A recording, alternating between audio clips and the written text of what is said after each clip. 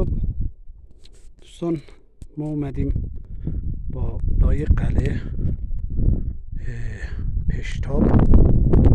بعد این سوراخ‌ها رو ملاحظه بفرمایید دوستان. اینا تا اونجا که مشخصه آب انبار بوده دوستان. پرتگاه نمیشه رفت جلو، باید از این زاویه براتون یه فیلم کوتاهی بگیریم.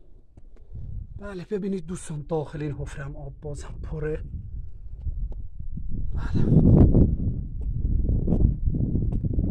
اینا همش مال قلعه پشتابه.